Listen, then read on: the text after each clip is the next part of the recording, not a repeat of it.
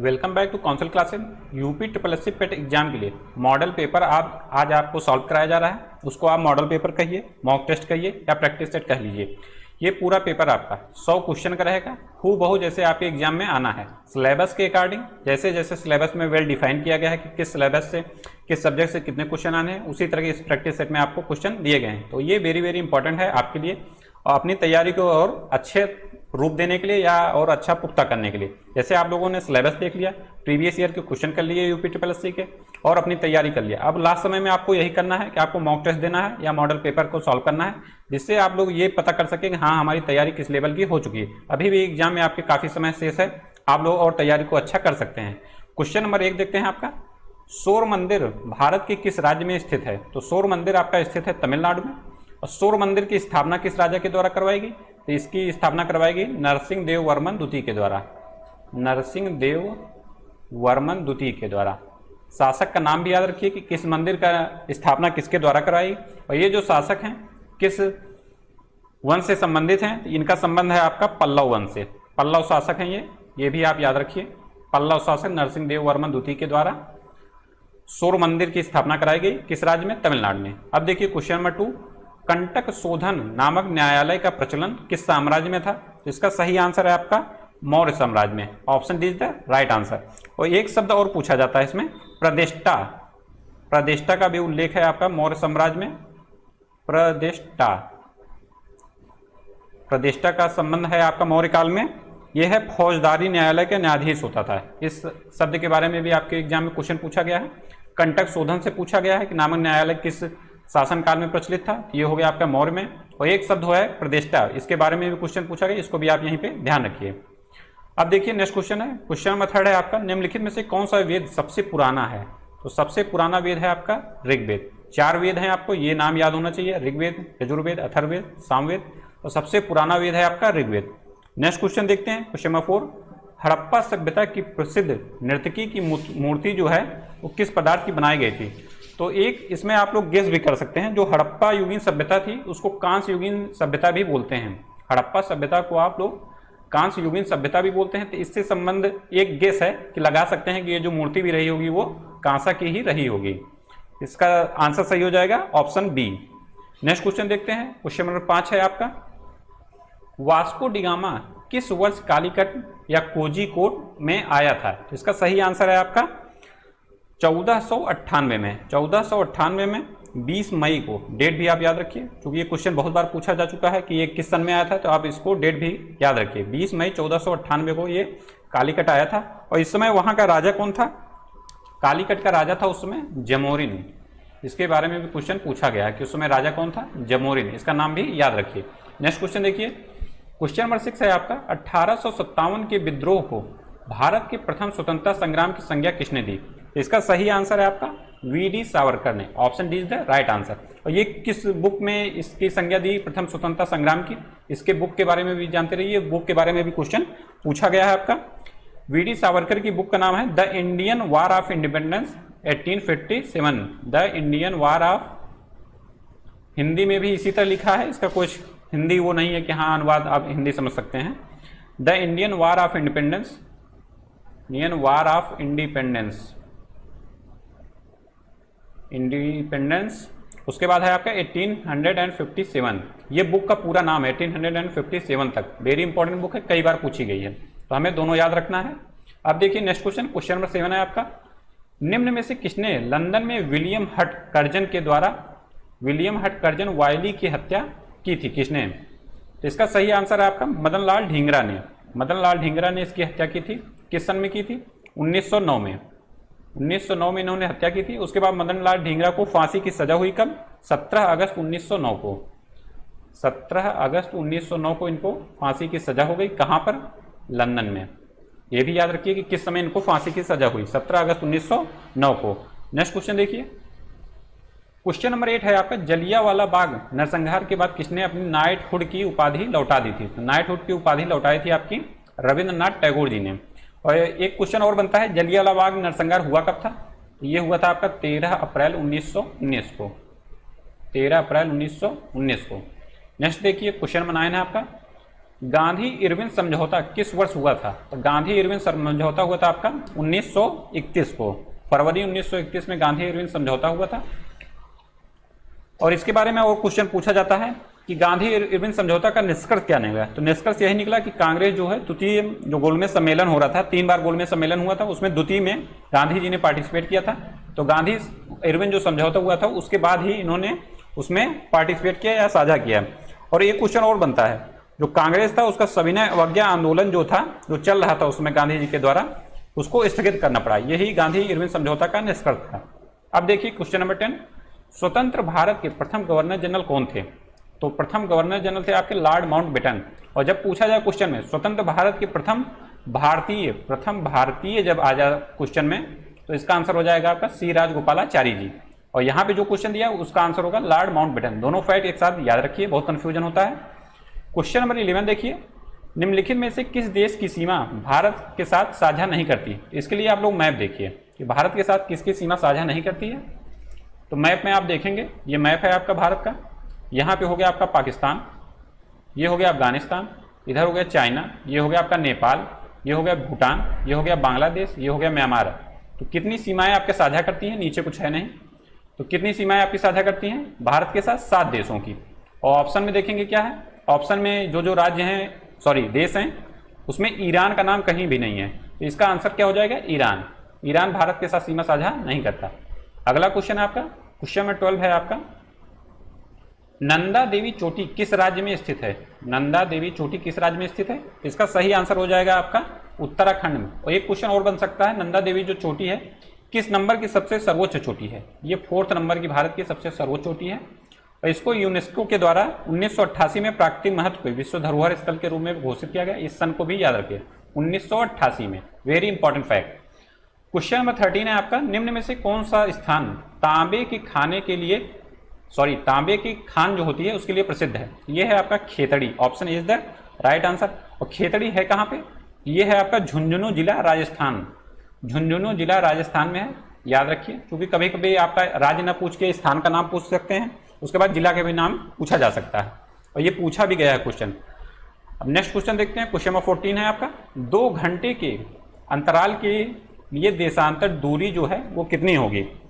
तो पृथ्वी को जो एक देशांतर तय करने में समय लगता है, एक देशांतर तय करने में समय लगता है पृथ्वी को कितना लगता है? 4 मिनट का समय लगता है।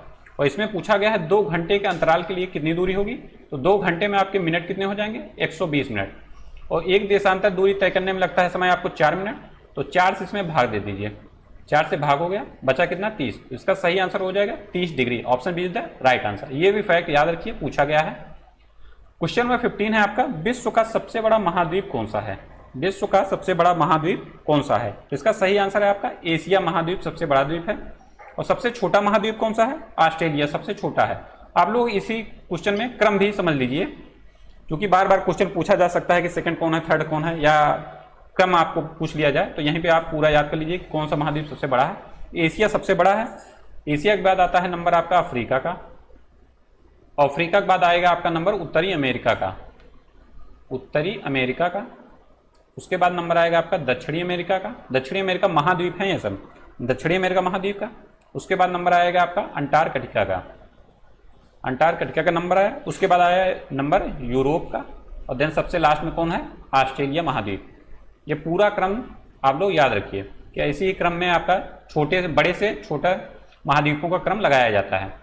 ये पूरा आपको याद होना चाहिए, बार बार ये सब क्वेश्चन बनते रहते हैं।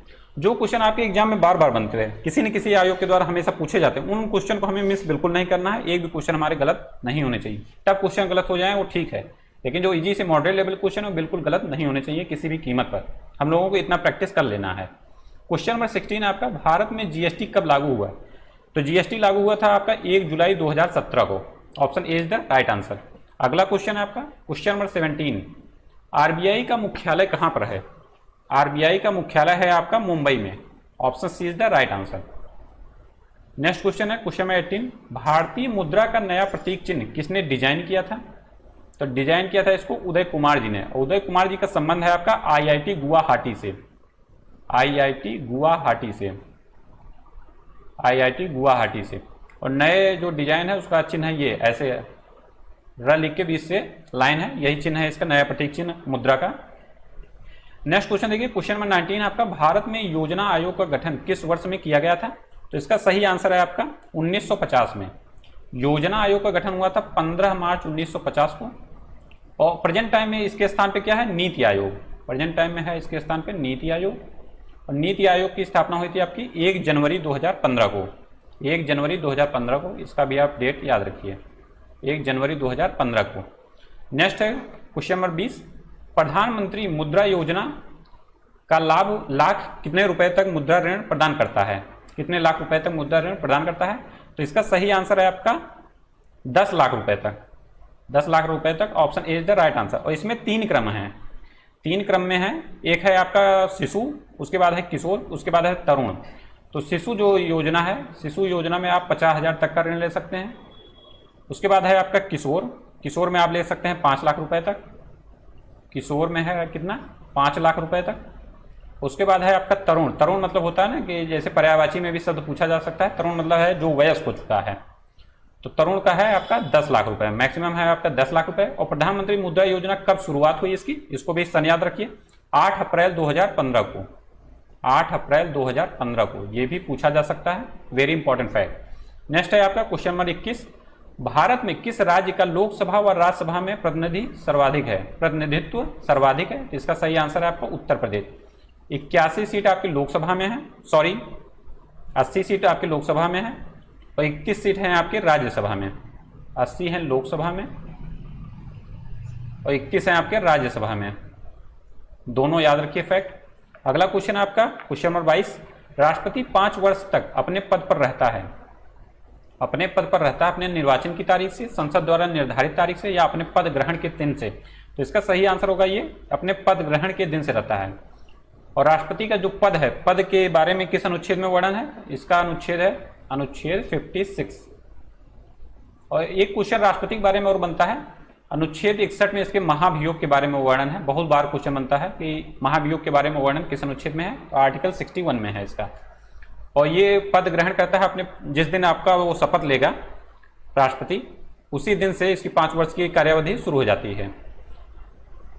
अगला क्वेश्चन आपका क्वेश्चन नंबर 23 है, भारत में कार्यपालिका से न्यायपालिका का पृथक्करण किससे व्यादेशित है? किससे व्यादेशित है? तो इसका सही आंसर है आपका, कार्यपालिका से न्यायपालिका का वर्णन है आपका अनुच्छेद 50 में। अनुच्छेद 50 में, ये याद होना चाहिए आपका, अनुच्छेद 50। अनुच्छेद 50 किस नीति निर्देशक तत्व के अंतर्गत आता है? मौलिक अधिकार के अंतर्गत आता है या किसके अंतर्गत आता है? तो ये आपको याद होना चाहिए कि नीति निर्देशक तत्वों का वर्णन है हमारा अनुच्छेद 36 से लेकर अनुच्छेद 51 तक। तो इस बीच में जितने अनुच्छेद हैं वो सब आएंगे आपकी नीति निर्देशक तत्व में। तो इसका सही आंसर हो जाएगा ऑप्शन बी, राज्य की नीति निर्देशक तत्व के द्वारा। जैसे पूछ लिया जाए आपका स्वतंत्रता का अधिकार, तो वो किस उसमें आ जाएगा? तो उसका उल्लेख है आपका मौलिक अधिकार में। मौलिक अधिकार में उसका मौलिक अधिकार का उल्लेख कहां से है? अनुच्छेद 12 से लेके 35 तक मौलिक अधिकार का वर्णन है। तो इसके बीच में जितने अनुच्छेद आएंगे, जैसे आपका आ जाएगा समता का अधिकार, स्वतंत्रता का अधिकार, या आर्टिकल 21 के तहत आ जाए शिक्षा का अधिकार, या 23 के तहत आ जाए आपका कार्यविधि वाला, 24 के तहत आ जाए बाल श्रम का। तो ये सब अधिकार जितने भी हैं वो सब आ जाएंगे आपके मूल अधिकार वाले में 12 से 35 तक। तो नेक्स्ट देखिए क्वेश्चन नंबर 24 है आपका, वे विषय जिन पर केंद्र व राज्य सरकार दोनों कानून बना सकती हैं, तो वो है आपकी समवर्ती सूची में। उनका उल्लेख है आपका समवर्ती सूची में। एक आप लोगों को ट्विस्ट बता दें इसमें क्या है, समवर्ती सूची में वे विषय आते हैं, जैसे केंद्र और राज्य में तो वो हैं, वो तो समवर्ती सूची में आ ही गए। और जैसे केंद्र से जो संघ सूची के विषय हैं और राज्य से राज्य सूची के विषय हैं। लेकिन जब इनमें मतभेद हो जाता है समवर्ती सूची में, तो अधिकार तो दोनों का है, लेकिन जब दोनों में मतभेद होगा केंद्र और राज्य में, तो नाम किसका ज़्यादा प्रायोरिटी किसको दिया जाएगा? वो दिया जाएगा आपको केंद्र को, सेंट्रल को ज़्यादा प्रायोरिटी है इस रिस्पेक्ट में समवर्ती सूची के। क्वेश्चन नंबर 25 है आपका, लोकसभा के कम से कम कितने सत्र बुलाए जाते हैं? लोकसभा के कम से कम कितने सत्र बुलाए जाते हैं? तो इसका सही है आपका वर्ष में 2 बार। और सत्रों का वर्णन किस अनुच्छेद में है? इसके बारे में भी आप जानते रहिए, अनुच्छेद 85 में है कि लोकसभा में कितने सत्र होने चाहिए या बैठक कितनी होनी चाहिए, आगामी सत्र कब होना चाहिए, ये सब के बारे में है उल्लेख अनुच्छेद 85 में, और वर्ष में 2 बार। अब देखिए नेक्स्ट क्वेश्चन है क्वेश्चन नंबर 26, समतल दर्पण के द्वारा बनने वाला प्रतिबिंब सदैव होगा क्या? तो ये प्रतिबिंब होगा आपका सीधा, उसके बाद होगा आपका आभासी, उसके बाद होगा आपका वस्तु के बराबर। ये आप याद रखिए फैक्ट, वस्तु के बराबर समतल दर्पण में। और एक क्वेश्चन और बनता है समतल दर्पण के बारे में कि किसी मनुष्य को अगर देखना हो समतल दर्पण में तो उसकी ऊंचाई कितनी होनी चाहिए, तो वो व्यक्ति के आधी ऊंचाई के बराबर होना चाहिए। इस फैक्ट को भी याद रखिए। क्वेश्चन नंबर 27 है आपका, निकट दृष्टि दोष से पीड़ित व्यक्ति के दृष्टि को सही करने के लिए किस प्रकार के लेंस का प्रयोग किया जाता है। तो निकट दृष्टि दोष को दूर करने के लिए आप यूज करेंगे अवतल लेंस का, और जब दूर दृष्टि दोष का होगा तब होगा आपका उत्तल लेंस का। इसमें आप लोग याद एक ही करिए ना, कंफ्यूजन आपको होगा। तो याद कर लीजिए आप निकट का, कि निकट है तो अवतल लेंस का यूज करके उसको दूर किया जा सकता है। और निकट दृष्टि दोष में होता क्या है, निकट दृष्टि दोष में होगा ये कि जो निकट की वस्तु है वो आपको क्लियर दिखाई देंगे। जैसे निकट दृष्टि दोष नाम तो जरूर है, लेकिन निकट की वस्तु आपको सही रहेगी और दूर की वस्तुएं वो उसमें देखने में आपको प्रॉब्लम होगी। तो इसमें यूज करेंगे आप अवतल लेंस का, और इसी के जस्ट अपोजिट है दूर दृष्टि दोष का। तो आप लोग एक याद करिए, अगला उसी से रिलेट करते हुए आंसर कर ले जाइए। अगला क्वेश्चन है क्वेश्चन नंबर 28, तरल अवस्था में पाई जाने वाली धातु कौन सी है। तो तरल अवस्था में पाई जाने वाली धातु है आपकी पारा। Option C is the right answer. अगला क्वेश्चन है क्वेश्चन नंबर 29, किस विटामिन की कमी से रोग होता है आपका रिकेट्स का। तो इसका सही आंसर है आपका विटामिन डी की कमी से होता है रोग रिकेट्स। नेक्स्ट क्वेश्चन है क्वेश्चन नंबर 30, चिकित्सा विज्ञान की वह शाखा जो गुर्दा से संबंधित है। तो गुर्दा का संबंध है आपका नेफ्रोलॉजी से, ऑप्शन डी। अगला क्वेश्चन है क्वेश्चन नंबर 31, मैथ का क्वेश्चन आ गया आपका। मैथ के 5 क्वेश्चन पूछे जाएंगे आपके, मैथ के 5 क्वेश्चन, रीजनिंग के 5 क्वेश्चन, इंग्लिश के 5 क्वेश्चन। ये तीनों क्वेश्चन आपके पूछे जाएंगे एग्जाम में आपके।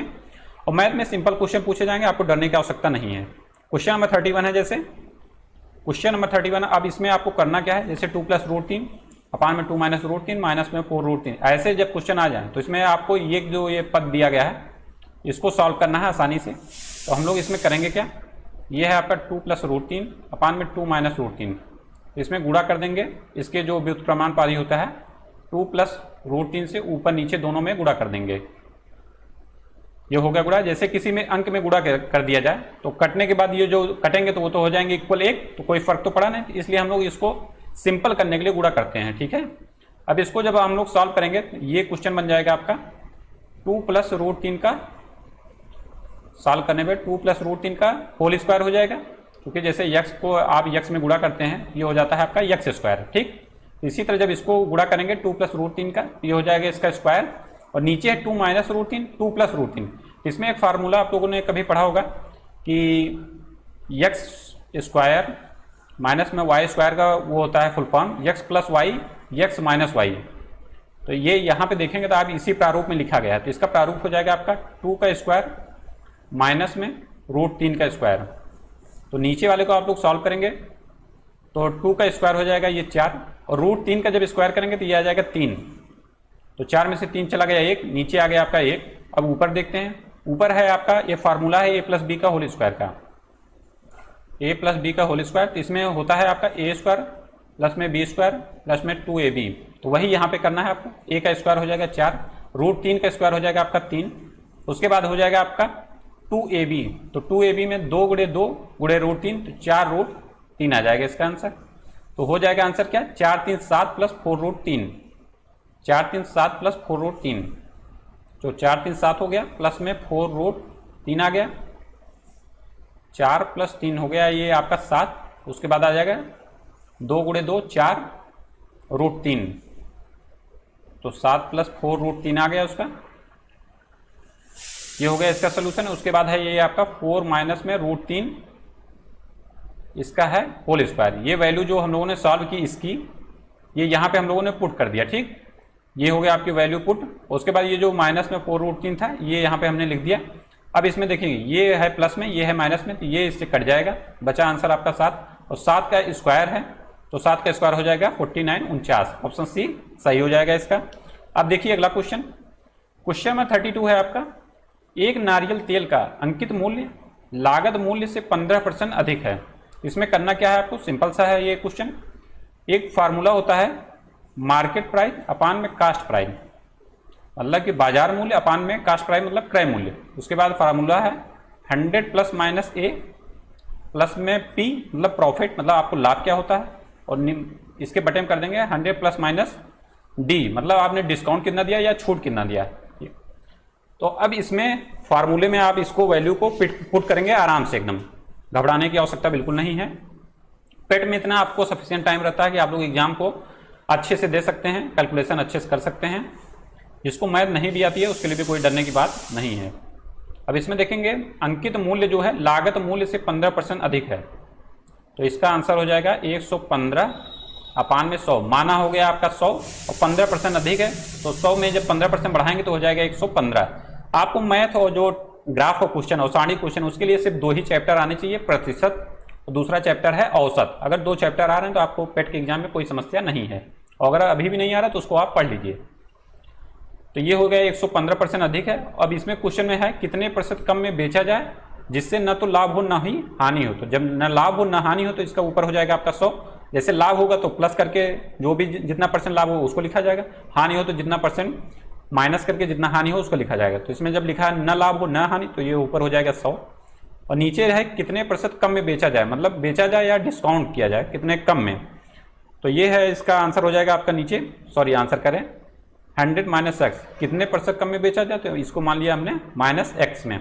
जब बेचा जाए कितने कम में तो वहाँ पे हो जाएगा साइन माइनस का, और जब पूछा जाए अधिक तो जहाँ भी होगा वहाँ पे हो जाएगा प्लस का साइन, वो बढ़ जाएगा। ठीक, अब इतना हमें लग रहा है समझ गए होंगे आप लोग। अब इसको क्या करना है, सिंपल सा सॉल्व करना है। ठीक, अब इसको सॉल्व करेंगे तो ये आ जाएगा आपका 115 गुणे में ये 100 है, ये 100 आ जाएगा।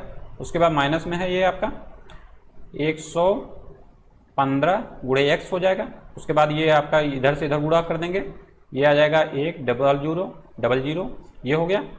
अब इसको बाद ये इसके बाद क्या करेंगे, ये वाला वैल्यू इधर जाएगा और ये वाला वैल्यू इधर जाएगा। ठीक, अब इसको इसमें से घटा देंगे तो ये आ गया आपका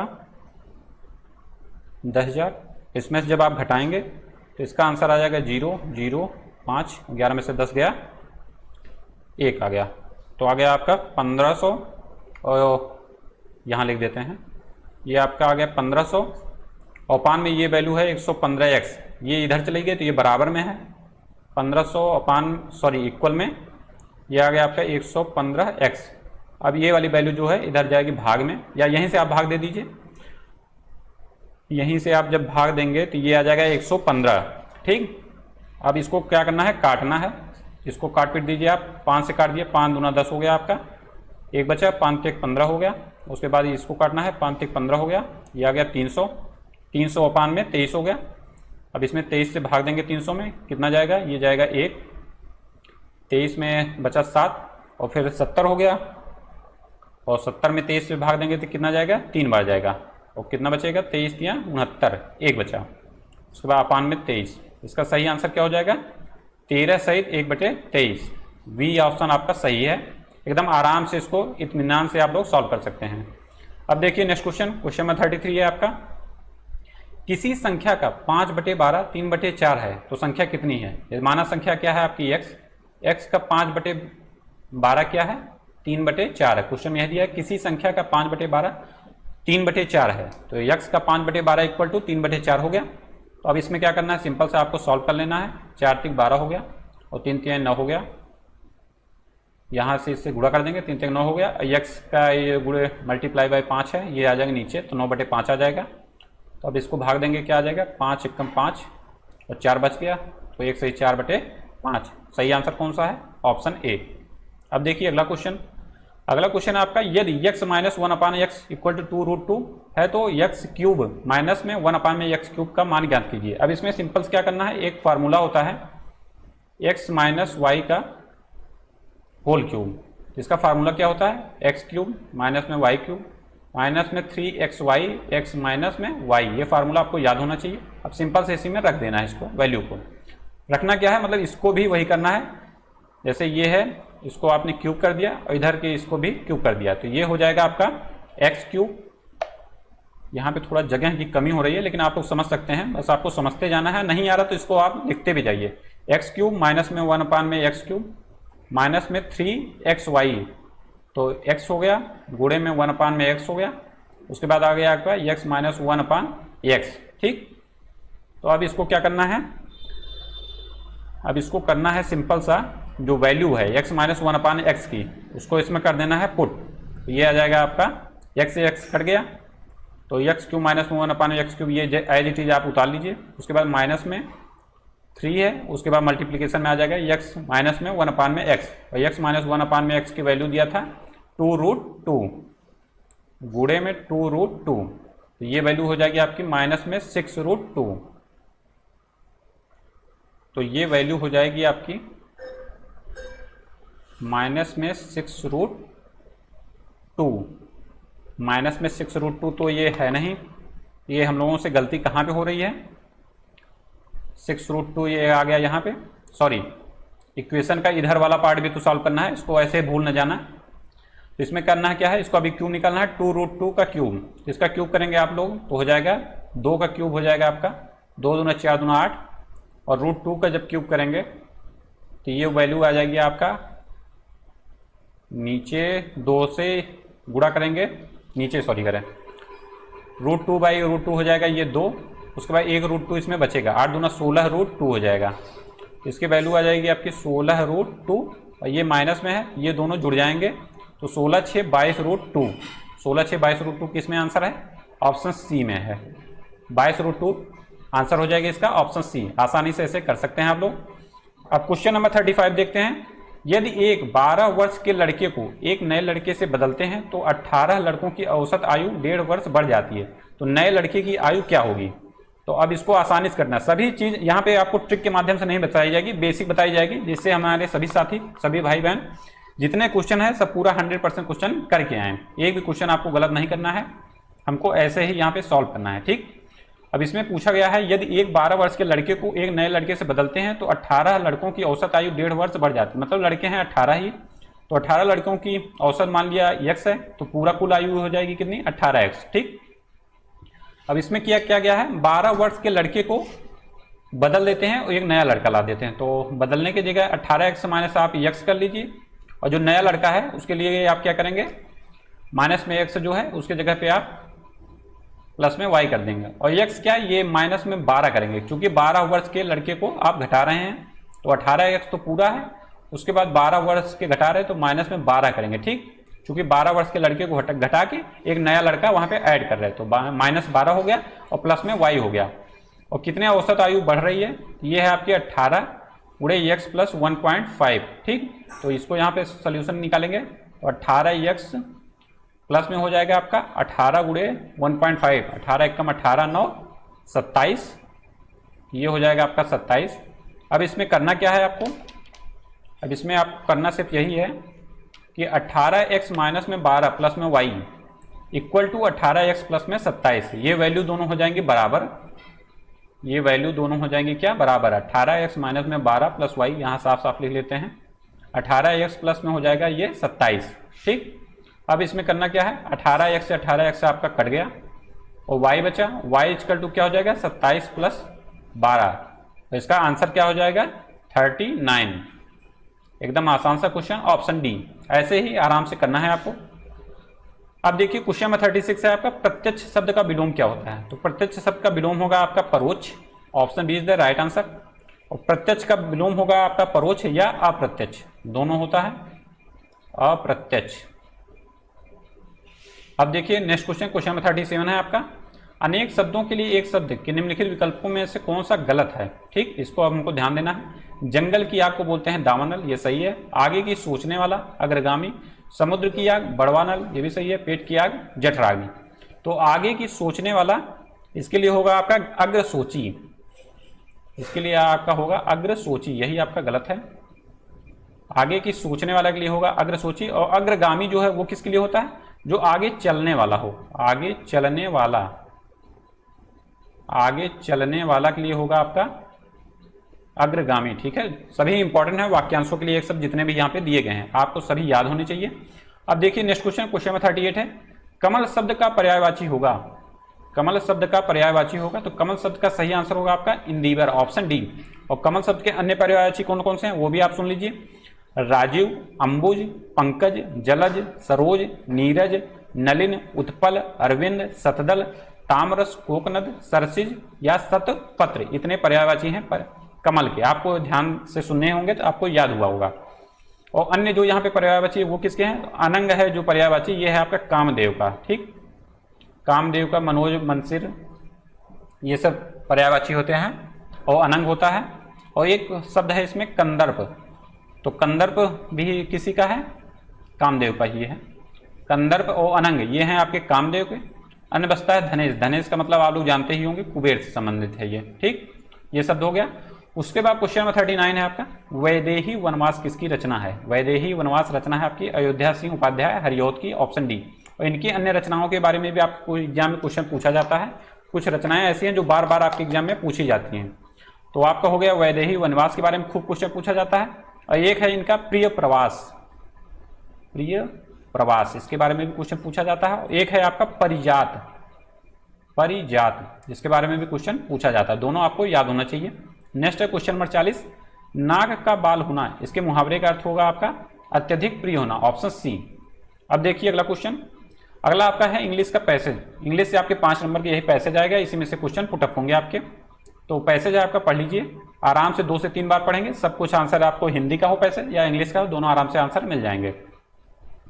पैसेज आपका, dreams are both internal and external since the ego are the director is absent during the sleep. The natural pathway have a run of their own, thus the day-long experience are the existing memories are the driving force for the internal dreams. However, when there is tremendous thinking about our sanyam on a particular thought during waking time, it leads sometimes to solution dreams. Various great invention and discoveries of world have come through such dreaming process. Why we do not remember dreams has been researched by lots of brain scientists, and there are many reasons. Part of it is due with creating long-term memory. Nevertheless, it is the dreams that we remember that makes life interesting. There are many theories of dreams, but we still do not know why we dreams and why most of the time we have random and strange dreams. A possible answer may lie in how synapses we behave during sleep. The more we dream during the night, the less restful is the sleep. A really restful sleep is deep sleep without dreams. This helps in flushing out of toxic material from the major part of the brain. Besides removing the toxins from the brain, the increasing of synaptic clefts may also help in explaining the dreaming process. ऐसे ही आपको underline कर लेना जहां आपको लगेगा हाँ ये important शब्द हो सकता है। पैसेज को सॉल्व करने का यही एक तरीका है कि आपको बार बार पूरा पैसेज नहीं पढ़ेंगे। आप जहां इंपॉर्टेंस समझते हैं वहां 1-2 जगह आप उसको 2-3 जगह 4 जगह 10 जगह अंडरलाइन कर देते हैं, तो उसको फाइंड आउट करने में आसानी होगा। अब देखिए question, what are the dreams, what are the dreams, तो इसका सही आंसर हो जाएगा आपका व्हाट आर द ड्रीम्स। इसका सही आंसर आपका क्वेश्चन नंबर फर्स्ट का आंसर है आपका पहले ही लाइन में आपका, dreams are both internal and external. Dreams are both internal and external, option C is the right answer. Next है आपका क्वेश्चन नंबर 42 है आपका, what does the synaptic cleft help in, what does the synaptic cleft helps in, तो इसका सही आंसर होगा आपका सिम्पैथिक क्लेफ्ट में also help in explaining the dreaming process. ये इसका आंसर है लास्ट में, सॉरी, सिनेप्टिक क्लैम्प्स में also help in explaining the dreaming process, तो इसका सही आंसर हो जाएगा ऑप्शन, इसका सही आंसर होगा आपका option A, explaining the dreaming process. ठीक, ऐसे ही आपको पैसेज को ध्यान से करना है एकदम से, एक भी क्वेश्चन गलत नहीं होना चाहिए इसमें से। According to the author, why are the dreams that we do not remember are not important. ठीक, अब इसका सही आंसर क्या हो जाएगा, according to the author why are the dreams that we do not remember are not, जो मतलब important नहीं वो आपको याद भी नहीं रहता, तो इसका सही आंसर होगा आपका, आप लोग पैसेज फिर से देखिए,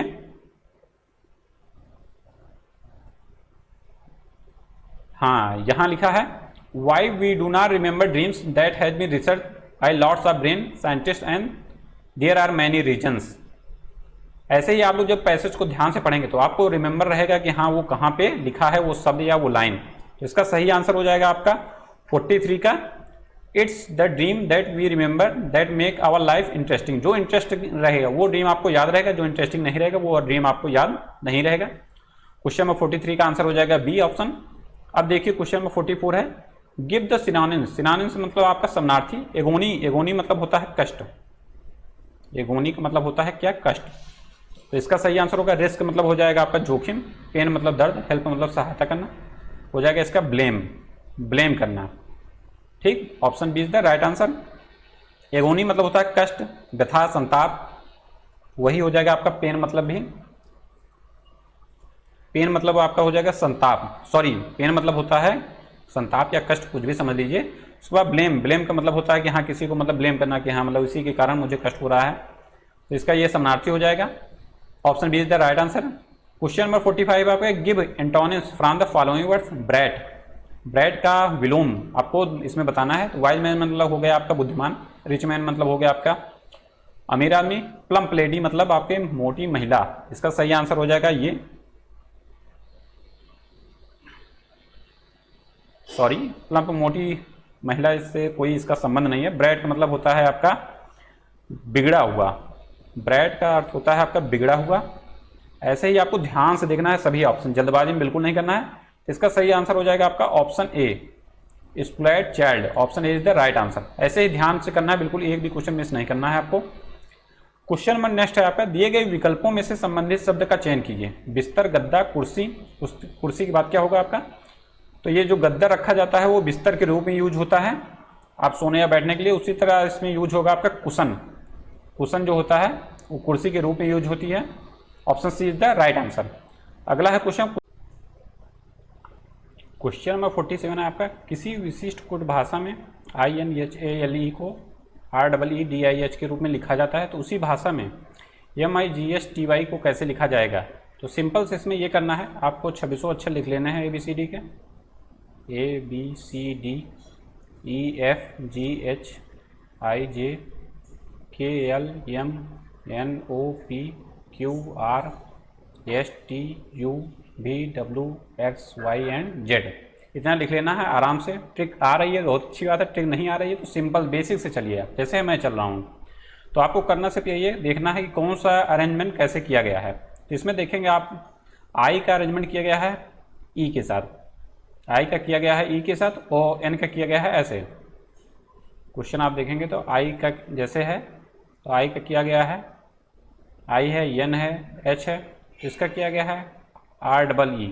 ठीक, तो इसमें आई को कर दिया गया है इधर ई, एन को कर दिया गया है इधर आर। तो आई के देखेंगे रिस्पेक्ट में ई कहाँ पे है, 1 2 3 4 अक्षर आगे है। ठीक, उसी तरह हम लोगों को करना है एम से 4 अक्षर आगे, 1 2 3 4 अक्षर आगे कौन है, आई। ठीक, आई लिख लीजिए। उसके बाद सेकंड क्या है एन के रिस्पेक्ट में आर कहाँ पे है, 1 2 3 4 अक्षर प्लस में है। उसी हिसाब से देखना है आई यहाँ पे है, तो आई के रिस्पेक्ट में 4 अक्षर पीछे क्या होगा, 1 2 3 4 एम आ जाएगा। दोनों आप मिला लिए, 2 आपका मिल रहा है, तो यहीं से आपका राइट आंसर हो जाएगा आपका ऑप्शन डी। ऐसे फाइंड आउट कर सकते हैं आसानी से। अब देखिए नेक्स्ट क्वेश्चन है, क्वेश्चन नंबर 48 है आपका, एक लड़की की तस्वीर की ओर इशारा करते हुए राघव ने कहा। किसने कहा, राघव ने कहा। ये लिख लीजिए आप, राघव ने, लड़की की तरफ। ठीक, लड़की यहाँ लिख लीजिए। राघव ने कहा वह मेरे पिता मतलब इनके पिता लिख लीजिए। उसके बाद मेरे पिता की माँ माँ लिख लीजिए। माँ की बेटी, माँ की जो बेटी हुई इनके पिता का भाई हो गया। तो इसमें क्या है, मेरे पिता की माँ हो गया, माँ की बेटी के इकलौते भाई ये हो गए पिता, इकलौते भाई की बेटी है, इकलौते भाई की ये बेटी है, पुत्री है। तो राघव के पिता उस लड़की की माँ से क्या संबंध रखते हैं या क्या संबंध है इनका। ठीक है, तो लड़की की माँ से राघव के पिता का क्या संबंध होगा, राघव के पिता हो जाएंगे इनके माँ के पति। ठीक है, इनके माँ के हो जाएंगे आपके पति। Option C is the right answer. ऐसे आराम से आपको देख लेना है, जो शब्द बोलते जाएं क्वेश्चन में, जो शब्द बोलते जाएं उसको आप लिखते जाइए, आसानी से आपको आंसर फाइंड आउट हो जाएगा। ठीक है, अब देखिए नेक्स्ट क्वेश्चन नंबर है आपका 49। यदि 1 जनवरी 2013 को मंगलवार था तो 31 दिसंबर 2013 को सप्ताह का कौन सा दिन होगा। तो आपका इसमें से क्वेश्चन खूब बनते रहते हैं, सभी एग्जाम में आप देखेंगे। तो इसमें ये तो सिंपल क्वेश्चन है, ऐसे ही जब क्वेश्चन आते जाएंगे आपको प्रैक्टिस के माध्यम से ही आपको बताया जाएगा इसका सोल्यूशन क्या होगा, एकदम आसान विधि से। तो इसका एक नियम है, जैसे 1 जनवरी 2013 को मंगलवार था तो 1 जनवरी 2014 को कौन सा दिन होगा। जब आप देखेंगे 1 जनवरी 2014 को तो एक दिन एक्स्ट्रा होगा, मंगलवार है तो 1 जनवरी 2014 को हो जाएगा आपका बुधवार। ठीक, ये ऐसा है जैसे मतलब कि जो लीप ईयर नहीं है, जैसे 365 का वर्ष होता है, जब ये लीप ईयर नहीं है तो इसमें 7 से आप भाग देंगे तो आपको हो जाएगा 7 × 5 = 35, 1 बच गया, 15 हो गया, 7 दूना 14, ठीक। एक इसमें दिन एक्स्ट्रा हो जाएगा, ठीक। तो वही एक दिन बढ़ जाता है, और जब लीप ईयर रहता है तब उसमें हो जाएगा 2 दिन एक्स्ट्रा, ठीक। इसको आपको ध्यान में रखना है कि जब लीप ईयर नहीं है तो 1 दिन एक्स्ट्रा होता है, जब लीप ईयर है तो 2 दिन एक्स्ट्रा होते हैं। जब नेक्स्ट ईयर आता है तो जब 1 जनवरी 2013 को मंगलवार था तो नेक्स्ट ईयर में आ जाएगा 1 जनवरी 2014 को बुधवार। तो इसके एक दिन पहले 31 दिसंबर 2013 को कौन सा दिन हो जाएगा? ये हो जाएगा आपका मंगलवार। तो इसको आप ऐसे भी समझ सकते हैं कि जैसे कोई लीप ईयर नहीं है तो प्रथम दिन किसी भी ईयर का प्रथम दिन और किसी भी ईयर के शुरुआत का जो दिन है, जब वो लीप ईयर नहीं है तो वो सेम होगा। इससे भी आप इसको याद कर सकते हैं और ऐसे आसानी से आंसर कर सकते हैं। अब देखिए नेक्स्ट क्वेश्चन, क्वेश्चन नंबर 50 आपका 4 शब्द दिए गए हैं जिनमें से 3 किसी न किसी तरह से समान है और एक असमान है, उस असमान शब्दों का चयन करना है। तो इसमें असमान हो जाएगा आपका खसरा जो है, रेबीज, पोलियो, ये तीनों क्या है? बीमारी वायरस जनित है, वायरस जनित बीमारी है। एक यही अन्य है आपका, ये अलग है, तो यही इसका आंसर हो जाएगा। Option D is the right answer. ये क्या है? सिक्रोजोफीनिया है, ये है क्या आपका? मानसिक बीमारी है, मानसिक बीमारी है, ठीक। और अन्य क्या है? अन्य वायरस जनित रोग हैं। आपका ये क्वेश्चन भी खूब बनता है, वायरस से जनित कौन सा रोग है, बैक्टीरिया से जनित कौन से रोग हैं, प्रोटोजोआ से, कवक से, ये सब क्वेश्चन खूब बनते हैं, ठीक है। इन सबको हमें मिस नहीं करना है, जब भी एग्जाम देने जाएं लास्ट टाइम इसका रिवीजन करके जरूर जाएं। क्वेश्चन नंबर 51 है आपका, जून 2022 में 8वें अंतर्राष्ट्रीय योग दिवस के अवसर पर प्रधानमंत्री नरेंद्र मोदी ने कहां पर सामूहिक योगाभ्यास का नेतृत्व किया? तो इसका सही आंसर हो जाएगा आपका मैसूर। मैसूर है कहाँ पे? ये है आपका कर्नाटक में, ठीक। और योगा दिवस जो मनाया जाता है कब मनाया जाता है? 21 जून को, ठीक। और इस वर्ष इसकी थीम क्या है? वेरी वेरी इंपॉर्टेंट है, इसको भी आप ध्यान में रखते हुए चलिए। तो इस वर्ष की थीम है इसकी आपकी मानवता के लिए, मानवता के लिए योग, मानवता के लिए योग। ऐसे ही आपको याद होना चाहिए कि योगा फॉर ह्यूमैनिटी, मानवता के लिए योग। योग दिवस किस दिन मनाया जाता है? 21 जून को। अब देखिए अगला क्वेश्चन, क्वेश्चन नंबर 52 है, जापान और रूस के मध्य किस देश को लेकर विवाद है प्रेजेंट टाइम में? तो इसका सही आंसर है आपका कुरिल द्वीप को, ऑप्शन ए कुरिल द्वीप। अब इसमें क्वेश्चन ये भी पूछा जा सकता है कुरिल द्वीप है कहाँ पे?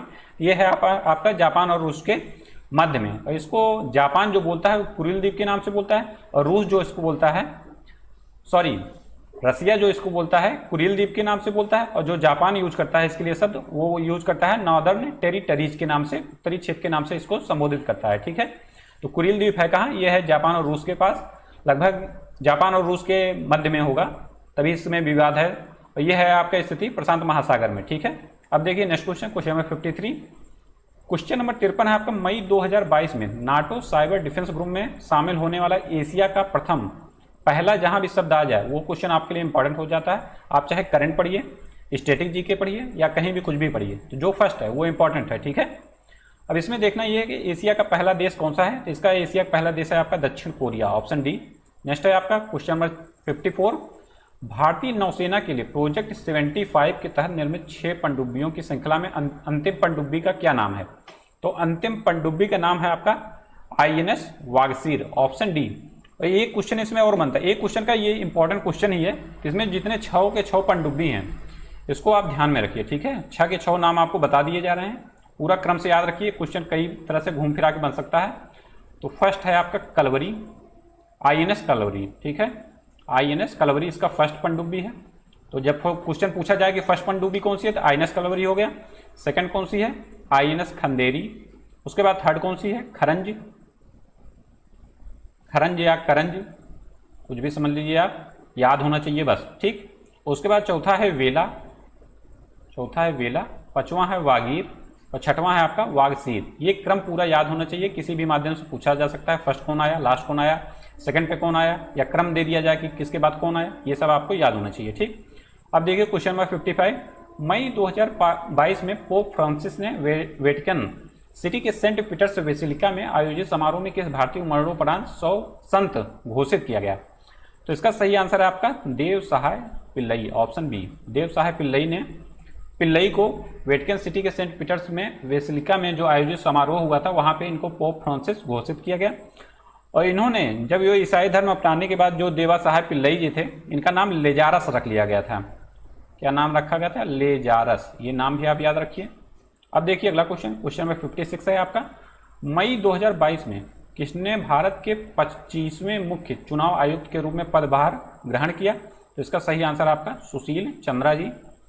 सुशील चंद्रा के पहले कौन थे? इनके पहले थे आपके सुकुमार सेन, सॉरी सुशील चंद्रा इनके 25वें मुख्य चुनाव आयुक्त हैं और सुकुमार सेन जो हैं वो सुकुमार सेन फर्स्ट हैं। फर्स्ट भी आप याद रखिए, जहां कोई प्रेजेंट टाइम में नियुक्त हुआ उसका फर्स्ट भी आप याद रखिए। फर्स्ट के साथ साथ महिला भी अगर आपको फैक्ट मिल रहा है तो उसको भी आप ध्यान में रखिए, ठीक है। तो यहाँ पे फर्स्ट आपके मुख्य चुनाव आयुक्त हैं सुकुमार सेन, और ये नंबर भी पूछा जा सकता है कि सुशील चंद्रा किस नंबर के मुख्य चुनाव आयुक्त हैं। तो ये हैं आपके 25वें नंबर के। Very very important fact.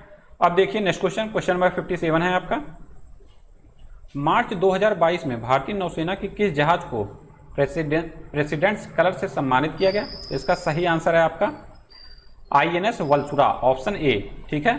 अब देखिए नेक्स्ट क्वेश्चन, क्वेश्चन नंबर 58, जनवरी 2018 में कौन राज्य प्राइमरी एजुकेशन में नई राष्ट्रीय शिक्षा नीति 2020 को लागू करने वाला देश का पहला राज्य बन गया? Very important question. इसका सही आंसर है आपका उत्तराखंड, ऑप्शन बी, ठीक। नेक्स्ट है क्वेश्चन 59, मई 2022 में किस राज्य में देश के पहले अमृत सरोवर का उद्घाटन किया गया? तो पहले अमृत सरोवर का उद्घाटन कहाँ पे किया गया, ये क्वेश्चन पूछा गया है। तो इसका सही आंसर है आपका उत्तर प्रदेश में। उत्तर प्रदेश का एक जिला है रामपुर, रामपुर जिला है। यहाँ पे पटवई नामक एक जगह है, पटवई, यहाँ पे फर्स्ट अमृत सरोवर का उद्घाटन किया गया। वेरी इंपॉर्टेंट क्वेश्चन है, क्योंकि आप यूपी का एग्जाम दे रहे हैं तो यूपी के करंट से भी आप अवगत रहें। नेक्स्ट क्वेश्चन है क्वेश्चन नंबर 60, हाल ही में किसे केंद्रीय माध्यमिक शिक्षा बोर्ड का नया अध्यक्ष चुना गया है? तो ये चुना गया है आपका निधि छिब्बर को, ऑप्शन सी। नेक्स्ट है क्वेश्चन नंबर 61 है आपका, किस भारतीय राज्य में गमोचा एक सांस्कृतिक प्रतीक है? गमोचा एक सांस्कृतिक प्रतीक है आपका असम का, ऑप्शन सी। अगला क्वेश्चन है, कौन सा राज्य हरियाणा के साथ अपनी सीमा नहीं साझा करता है? ठीक है, इसके लिए आप क्या करेंगे, मैप को देखेंगे कि हरियाणा के साथ कौन कौन सा राज्य सीमा साझा करता है। ठीक है, ये है आपका हरियाणा, यह है आपका हरियाणा। हरियाणा के साथ सीमा कौन साझा करता है? राजस्थान, फिर है ये आपका पंजाब, फिर है हिमाचल प्रदेश, फिर है आपका उत्तराखंड, फिर है आपका उत्तर प्रदेश। ठीक है, इसमें मध्य प्रदेश जो है वो सीमा साझा नहीं करता है हरियाणा के साथ। अब इसमें देखेंगे आंसर में, तो आंसर में मध्य प्रदेश ही है, तो ये सही आंसर हो जाएगा इसका। आप कभी भी मैप को जब देखिए तो उसको ध्यान से देखिए, कौन कौन सी राज्य कौन कौन से सीमा साझा करते हैं, कौन कौन से देश साझा करते हैं। आप इसका प्रैक्टिस करने यही है, मैप को आप बना लीजिए, 2 4 5 बार बना लेंगे। जो माइनर क्वेश्चन पूछे जाते हैं, जो छोटी छोटी मिस्टेक आपसे होती है, वो आपकी मिस्टेक नहीं होगी। और मैपिंग से क्वेश्चन इंडिया, यूपी और वर्ल्ड लेवल के सभी क्वेश्चन आपके बनते हैं, और बहुत टफ क्वेश्चन नहीं है, ये आसान से क्वेश्चन है। आप 2 4 बार कर लेंगे, आसानी से इसका आंसर कर ले जाएंगे। क्वेश्चन नंबर 63 आपका, यूनेस्को का मुख्यालय कहाँ पे है? तो यूनेस्को का मुख्यालय है आपका पेरिस में, ऑप्शन सी है। और यूनेस्को का फुल फॉर्म क्या होता है, इसको भी आप यहीं पे जानिए। इसका फुल फॉर्म है आपका संयुक्त राष्ट्र शैक्षिक वैज्ञानिक तथा सांस्कृतिक संगठन। नाम याद रखिए, फिर से सुनिए, संयुक्त राष्ट्र शैक्षिक वैज्ञानिक तथा सांस्कृतिक संगठन। ठीक, अब देखिए अगला क्वेश्चन, किस विषय में नोबेल पुरस्कार नहीं दिया जाता? तो मैथ विषय में नोबेल पुरस्कार नहीं दिया जाता है। अगला क्वेश्चन, क्वेश्चन नंबर 65, भूटान के राष्ट्रीय पक्षी का नाम क्या है? तो भूटान के राष्ट्रीय पक्षी का नाम है आपका काला कौवा, ऑप्शन डी। ठीक है, अगला क्वेश्चन, क्वेश्चन नंबर 66, सोमनाथ मंदिर किस राज्य के तट पर अवस्थित है? ये है आपका गुजरात, ऑप्शन डी। और क्वेश्चन नंबर 67 है, प्रतिवर्ष अंतर्राष्ट्रीय परिवार दिवस कब मनाया जाता है? तो अंतर्राष्ट्रीय परिवार दिवस आपका मनाया जाता है 15 मई को, ऑप्शन डी। और इस वर्ष 2022 के लिए इसकी थीम क्या है? जो महत्वपूर्ण दिवस हैं, मुश्किल से 15 से 20 ऐसे दिवस हैं जिनके थीम के बारे में पूछा जाता है, तो हमको बस उन्हीं को ध्यान देना है। पूरे थीम नहीं रटने में बैठ जाना कि सब याद कर लेने में जुट जाएं, तो याद भी नहीं हो पाएगा, वो गलती ही है आपकी।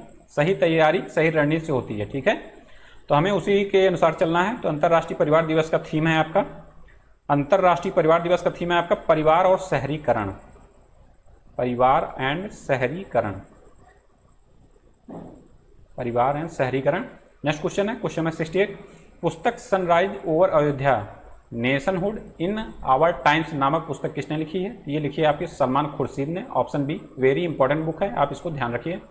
अगला क्वेश्चन है क्वेश्चन नंबर 69 है आपका, हीरो इंडियन सुपर लीग 2021-22 के 8वें संस्करण का खिताब किसने जीता है?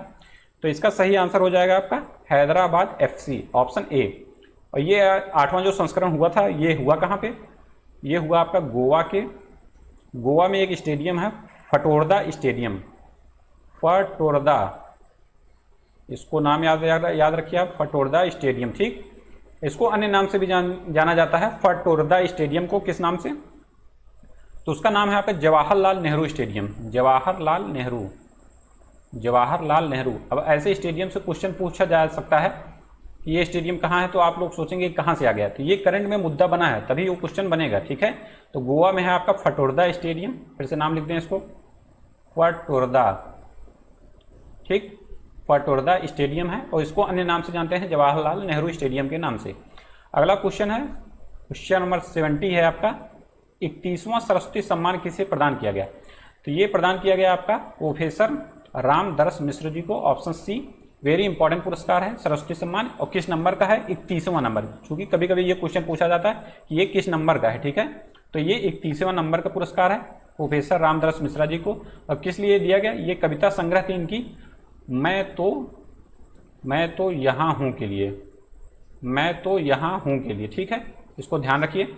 अब देखिए अगला क्वेश्चन, क्वेश्चन नंबर 75 से लेकर 71 से 75 है आपका गद्यांश हिंदी का। और आपको गद्यांश और पद्यांश को करना सिर्फ यही है, आराम से 2 से 3 बार जल्दी जल्दी पढ़िए और मन लगा के पढ़िए, आपके सभी क्वेश्चन सही होंगे इसमें।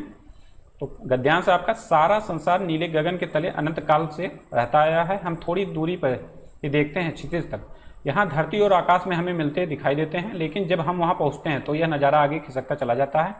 इस नज़ारे को कोई और छोर हमें नहीं दिखाई देता है। ठीक इसी तरह हमारा जीवन भी है। ठीक, जिंदगी के न जाने कितनी उपमाएं दी जा चुकी हैं, लेकिन कोई भी उपमा पूर्ण नहीं मानी गई, क्योंकि जिंदगी के इतने पक्ष हैं कि कोई भी उपमा इस पर पूरी तरह से फिट नहीं बैठती।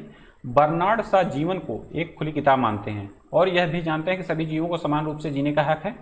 वह चाहते थे कि इंसान अपने स्वार्थ में अंधा होकर किसी दूसरे जीव का हक न मारे। ठीक है, यदि इंसान ऐसा करता है तो यह बहुत बड़ा अन्याय है। हमारे विचार स्वाभाविक रूप से एक दूसरे से मेल नहीं खाते, लेकिन इसका मतलब यह नहीं होता कि हम दूसरों को उसके जीवन जीने का हक जो है उससे वंचित कर दें। यहाँ खुला आसमान, यह प्रकृति और यह पूरा भूमंडल हमें दरअसल यही बात बता रहा है। हाथी से लेकर चींटी तक सभी को समान रूप से जीवन बिताने का हक है। जिस तरह खुले आसमान के नीचे हर प्राणी बिना किसी डर के जीने सांस लेने का अधिकारी है, उसी तरह मानव मात्र का स्वभाव ही ऐसा होना चाहिए, वो अपने जीने के साथ दूसरों से उनके जीने का हक न छीने। यह आसमान हमें जिस तरह से भय से छुटकारा दिलाता है, उसी तरह से हमें भी मानव जाति के इतर जीवों को डर से छुटकारा दिलाकर उन्हें जीने की ये पूरा अवसर देना चाहिए। दूसरों के जीने के हक को छीनने से बड़ा अपराध या पाप कुछ नहीं हो सकता। ठीक, आपको पैसेज में करना यही है, पूरा पैसेज आराम से पढ़ना है, जहां आपको इंपॉर्टेंट लगे अंडरलाइन करिए, बस आसानी से आप इसका आंसर कर सकते हैं। क्वेश्चन नंबर 71 है, इसमें पूछा गया क्षितिज किसे कहते हैं। अब क्षितिज किसे कहते हैं, तो ये आपके पैराग्राफ के शुरुआत में ही दिया गया है कि हम थोड़ी दूरी पर ही देखते हैं कि क्षितिज तक जहां धरती और आकाश हमें मिलते हुए नजर आते हैं। तो इसका आंसर हो जाएगा जहां धरती और आकाश पास पास होते हैं या मिलते हुए नजर आते हैं। तो इसका सही आंसर है आपका जहां धरती और आकाश हमें मिलते हुए दिखाई देते हैं। ठीक, ऑप्शन डी, यही पैसेज में आपके लिखा है कि जहां धरती और आकाश में मिलते हुए दिखाई देते हैं। तो इसका आंसर यही हो जाएगा, धरती और आसमान हमें जहां मिलते हुए दिखाई दें। नेक्स्ट है, बर्नार्ड शॉ ने जीवन की उपमा किससे दी है।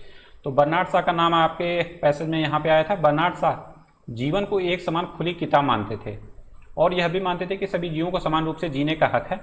इसका सही आंसर हो जाएगा, इन्होंने जीवन की उपमा किससे दी है, खुली पुस्तक से, ऑप्शन ए। नेक्स्ट है आपका क्वेश्चन नंबर 73, हम बहुत बड़ा अन्याय कर रहे होते हैं यदि, हम बहुत बड़ा अन्याय कर रहे होते हैं यदि, तो ये है आपका आंसर इसमें। इसका सही आंसर होगा, पैसेज को आप ध्यान से देखिए, हम बहुत बड़ा अन्याय कर रहे होते हैं।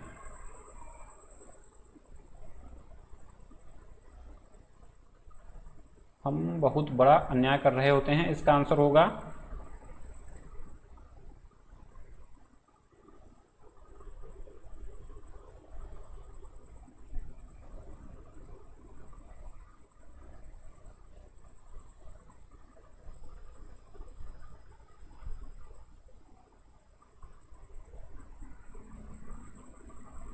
हम बहुत बड़ा अन्याय कर रहे हैं। इसका आंसर यहाँ पे है, यदि इंसान ऐसा करता है कि तो वह क्या करेगा, वह बहुत बड़ा अन्याय करेगा। कब, वह चाहते हैं कि इंसान अपने स्वार्थ में अंधा होकर किसी ने जीव का हक न मारे। यदि इंसान ऐसा करता है तो वह बहुत बड़ा अन्याय होगा। इसका आंसर हो जाएगा कि जब वो किसी के जीने का अधिकार नहीं देता है या लूट लेता है या टिकने नहीं देता है। इसका सही आंसर होगा जीने का जब अधिकार नहीं देता है। ऑप्शन सी।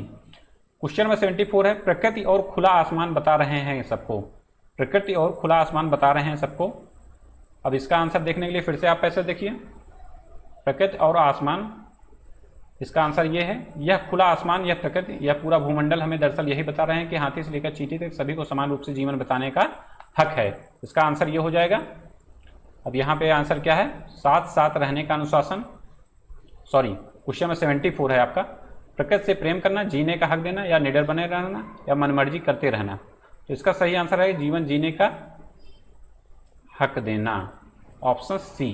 ठीक। अगला क्वेश्चन है, आसमान हमें दिलाता है क्या।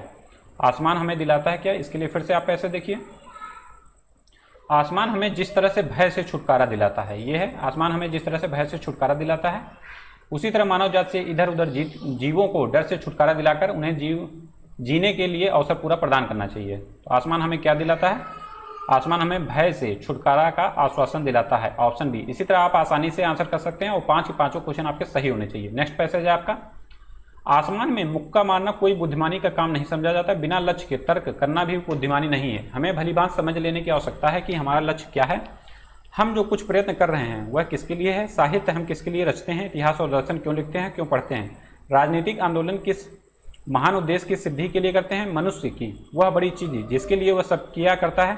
हमारे सब प्रयत्नों का एक लक्ष्य है, मनुष्य वर्तमान दुर्गत के पंख से उद्धार पाए और भविष्य में सुख और शांति से रह सके। वह शास्त्र, वह ग्रंथ, वह कला, वह नृत्य, वह राजनीति, वह समाज सुधार जंजाल मात्र है जिसके मनुष्य का भला न होता है। मनुष्य आज हाहाकार के भीतर त्राहि त्राहि पुकार रहा है। हमारे राजनीतिक और सामाजिक जीवन से अन्न वस्त्र की समस्या सुलझ सकती है, फिर भी मनुष्य सुखी नहीं बनेगा। उसे सिर्फ अन्न वस्त्र से ही संतोष नहीं होगा, उसके बाद उसका मनुष्य बनना बाकी रह जाता है। साहित्य वही काम करता है। मनुष्य नामक प्राणी तो पशुओं में एक ही विकसित प्रजाति है, और यदि मनुष्य के गुण और मूल्य उसमें नहीं है तो वह मनुष्य नामक पशु है। ठीक, मनुष्य नहीं है। भोजन करना, सोना, वंश वृद्धि जैसे काम प्रकृति के द्वारा तय किया जाता है। सच्चा मानव बनने के लिए उसे जो दृष्टि चाहिए उसे पाने में साहित्य सहायक हो सकता है। अब क्वेश्चन है इसमें, आसमान में मुक्का मारने से आशय क्या है। आसमान में मुक्का मारने से आशय क्या है, आप लोगों ने पैसेज में शुरू में पढ़ा होगा। आसमान में मुक्का मारना कोई बुद्धिमानी का काम नहीं समझा जाता। ठीक, तो इसका आंसर यही हो जाएगा कि आसमान में मुक्का मारना ये क्या है, बुद्धिमानी का कार्य नहीं समझा जाता। इसका मतलब ये निरर्थक कार्य है, ऑप्शन सी। ठीक। अगला क्वेश्चन है 77, बुद्धिमानी नहीं है। बुद्धिमानी नहीं है, इसका सही आंसर है आपका, बुद्धिमानी नहीं है, इसका सही आंसर है आपका आसमान में मुक्का मारना। दोनों अपोजिट क्वेश्चन बन गए हैं, आसानी से आप लोग कर सकते हैं इसको। क्वेश्चन नंबर 78 है आपका, साहित्य कला नृत्य आदि व्यर्थ हैं। साहित्य कला नृत्य आदि व्यर्थ हैं यदि उनसे, साहित्य कला नृत्य आदि व्यर्थ हैं यदि उनसे साहित्य, वह शास्त्र, वह ग्रंथ, वह कला, वह नृत्य, वह राजनीति, वह समाज सुधारक जंजाल मात्र है जिससे मनुष्य का भला न हो सकता हो। तो इसका सही आंसर हो जाएगा आपका, जिससे मनुष्य का भला न हो मतलब हित न हो, ऑप्शन डी। नेक्स्ट क्वेश्चन है क्वेश्चन 79, अन्न वस्त्र आदि की समस्याएं हल हो सकती हैं। अन्न वस्त्र की आदि की समस्याएं हल हो सकती हैं, इसका आंसर कहाँ पे है, ये है, देखिए आप, अन्न वस्त्र की समस्याएं सुलझ सकती हैं फिर भी मनुष्य सुखी नहीं रहेगा, उसे सिर्फ अन्न वस्त्र से ही संतोष नहीं होगा। ठीक है, तो यहाँ से आप इसका आंसर फाइंड आउट कर सकते हैं। अन्न वस्त्र आदि की समस्याएं हल हो सकती हैं किससे, तो वो है आपकी राजनीतिक और सामाजिक सुधारों से, ऑप्शन बी। ठीक। अब देखिए अगला क्वेश्चन, क्वेश्चन नंबर 80 है आपका, मनुष्य के लिए प्रकृति के द्वारा तय कामों में नहीं है क्या। मनुष्य के लिए प्रकृति कामों में तय नहीं है, तो ये है आपका, वह शास्त्र, वह ग्रंथ, वह कला, वह नृत्य, यह राजनीति, वह समाज सुधार जंजाल मात्र है जिससे मनुष्य का भला न हो सका। मनुष्य आज हाहाकार के भीतर त्राहि त्राहि कर रहा है।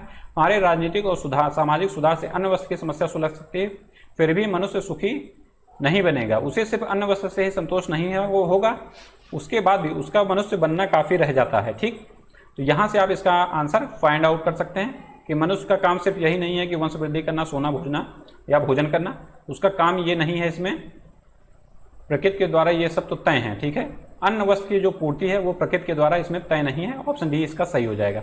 आप लोग पैसेज को पढ़ेंगे आराम से, पूरा 10 के 10 क्वेश्चन आसानी से कर सकते हैं। मैथ के भी 10 के 10 क्वेश्चन आसानी से कर सकते हैं। उसके बाद जो मैथ में जो 10 क्वेश्चन इसके बनेंगे ग्राफ के, 10 बनेंगे आपकी तालिका से, 20 क्वेश्चन आपके बनेंगे, ये आप आसानी से 100% कर सकते हैं।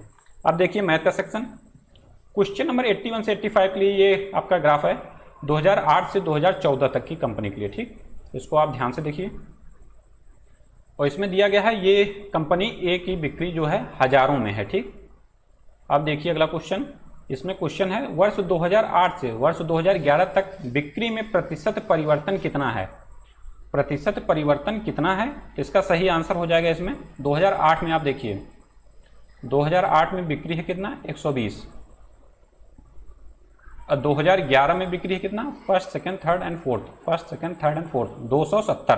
तो इसमें करना सिर्फ यही है, आप 270 माइनस 120 कर देंगे। उसके बाद परिवर्तन कितना हुआ, तो जहां से पूछा जाए परिवर्तन तो उसको आप बटे में कर देंगे। ठीक, और उसके बाद मल्टीप्लाई बाय 100, इसका आंसर हो जाएगा 270 में से 120 गया, आपका हो जाएगा आपका 150 अपान में 120 गुणे में 100।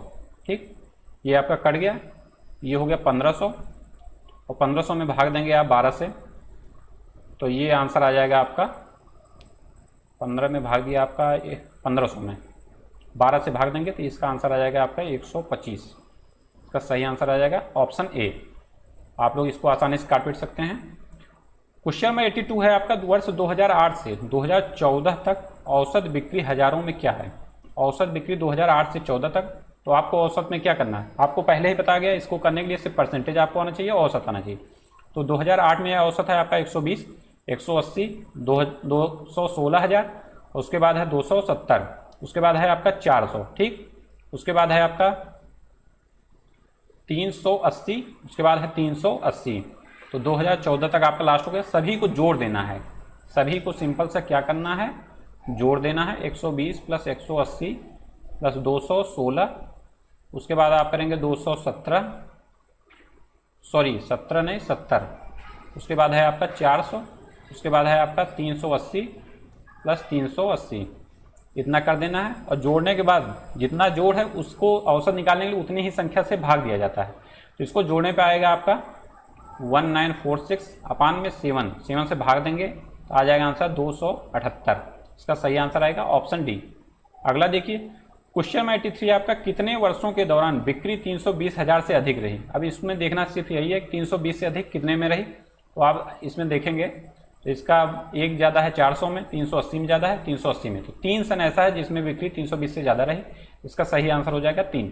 अब देखिए नेक्स्ट क्वेश्चन, दूसरे सबसे अधिक बिक्री वाले वर्ष तथा सबसे कम बिक्री वाले वर्ष के मध्य हजारों में अंतर क्या है। इसमें करना सिर्फ यही, जो मैक्सिमम है और जो न्यूनतम है उसमें क्या करना है, उसको घटा देना है।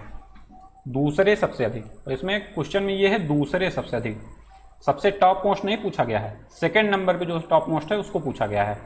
तो सेकंड नंबर पे टॉप मोस्ट है आपका 380, तो आप करेंगे इसमें 380 में से लोएस्ट कितना है 120, लोएस्ट कर दिए आपके 120, तो इसमें से घटा देंगे 380 में से 120 जाएगा आपका 260,000 आ जाएगा। ठीक, इसका आंसर हो जाएगा आपका 260,000 ऑप्शन सी।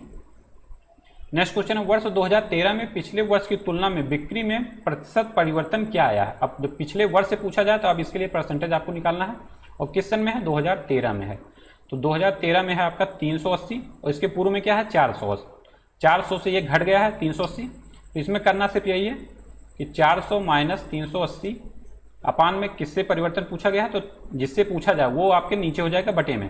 तो 400 में से 380 जाएगा, बच जाएगा आपका 20 अपान में 400, 20 अपान में 400 और गुणे में हो जाएगा 100 यहाँ भी गुणे में होगा, परसेंटेज तभी निकलेगा। तो ये जो 400 है ये यहाँ से 100 0 कट जाएगा, बचा 2, तो 4 पंचे 20, तो आ जाएगा ये आपका 5%। ठीक, 5 इसका आंसर हो जाएगा। देखते हैं कौन सा है, ये है इसमें 5%।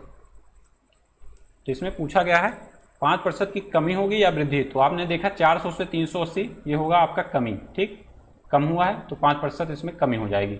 अब देखिए अगला ग्राफ है आपका 86 से लेके क्वेश्चन नंबर 86 से लेकर 90 तक के लिए है। ठीक, आसानी से इसको भी हम लोग सॉल्व करेंगे बेसिक से एकदम। इसमें है आपका देश ABC द्वारा 2014 से 2019 के दौरान किया जाने वाला चीनी का उत्पादन और निर्यात मिलियन के ग्राम में है, उसी में से आपको फाइंड आउट करना है आंसर एक एक क्वेश्चन का।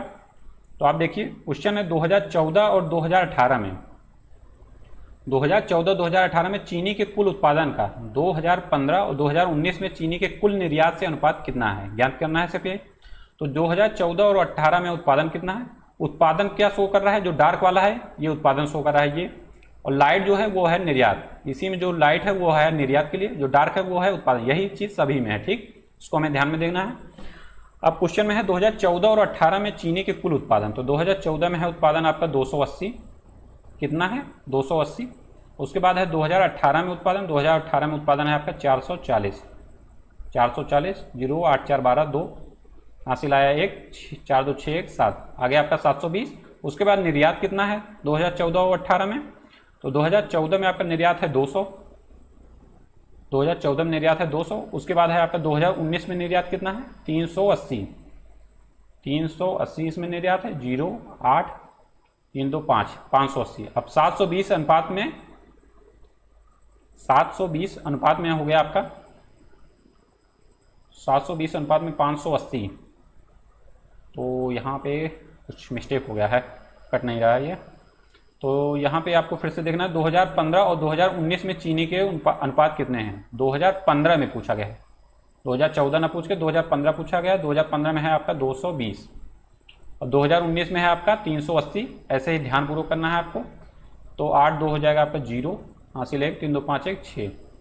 अब 720 अपान में 600 हो गया। ठीक, आपको अनुपात निकालना है ना, अनुपात, तो इसमें आप डिवाइड करेंगे, 6 0 से 0 कट गया, 72 अपान में 60 हो गया, तो आपका हो गया 12 पंचे 60 72 12 पंचे 60 हो गया, तो 12 6 72 हो गया। इसका सही आंसर हो गया आपका ऑप्शन बी 6/5। ठीक, क्वेश्चन नंबर 87 है आपका 2016, 2017, 2019 में चीनी के कुल निर्यात का 80% वर्ष 2015 और 18 में हुए कुल उत्पादन में कितना % अधिक है। अब आपको आराम से क्या करना है, 2016, 17 और 19 में चीनी के कुल निर्यात कितने हुए हैं इसको देखना है। 2016 में आपका निर्यात हुआ है 270 निर्यात हुआ है आपका, किस सन में पूछा गया है 2016 में, 17 में और 18 में।